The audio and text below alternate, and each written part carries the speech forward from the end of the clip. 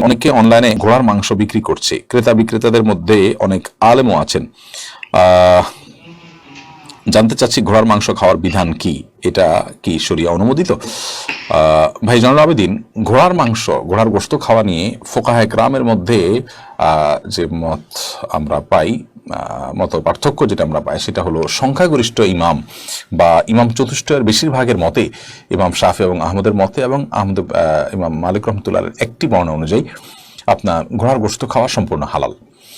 আর ইমাম আবু হানিফা রহিমাহুল্লাহর মত অনুযায়ী ঘোড়ার গোশত খাওয়া মাকরুহ, বিশেষ করে যখন ঘোড়ার গোশত খাওয়ার ফলে আপনার যুদ্ধ বিগ্রহের জন্য ঘোড়া ব্যবহার হয় এবং ঘোড়ার যে মূল উদ্দেশ্য বাহন হিসাবে তাকে আল্লাহ রাব্বুল আলামিন তৈরি করেছেন।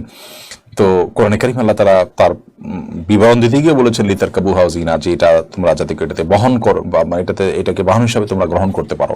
আল্লাহ রাব্বুল আলামিন এর আয়াত থেকে বোঝা যায় এটা মূলত বাহন, অতএব সেখানে সংকট তৈরি হতে পারে, সেই জায়গা থেকে এটাকে মাকরু বলেছেন তারা। তাও মাকরুটা আবার মাকরুহে তানজিহি, অর্থাৎ জাস্ট না খাওয়া ভালো এতটুকু, মানে খেলে হারাম হবে এটি কারো মতেই কিন্তু নয়। আর যদিও অনেক ওলামায়ে কেরামের মতেই, যেমনটা বললাম যে সংখ্যাগরিষ্ঠ আলেমদের মতে জায়েজ এবং হানাফি মাযহাবের অনেক ইমামদের মতে এটি জায়েজ।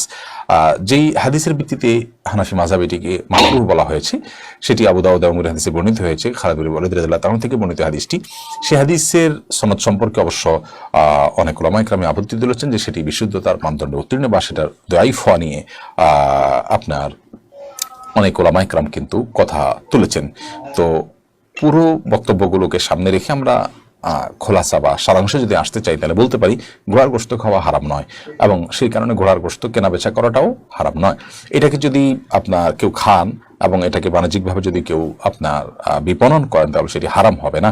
তবে হানাফি মাযহাব যে সেটি মাকরুহ জাস্ট এইটুকু, এবং সেই মাকরুহটা মাকরুহ তাহরিমি নয়, মাকরুহ তানজিহি। যদি মাকরুহ তাহরিমি তানজিহি আলোচনা আছে, মত পার্থক্য আছে, কিন্তু মাকরুহ তানজিহি হওয়ার ফতোয়াই মুফতি সাহেবগণ এবং ফতোয়ার সংকলকগণ দিয়েছেন, যার কারণে আমরা বলতে পারি যে এটির কেনাবেচা করা যেতে পারে, তবে হানাফি অনুযায়ী না করা উত্তম, জাস্ট এইটুকু।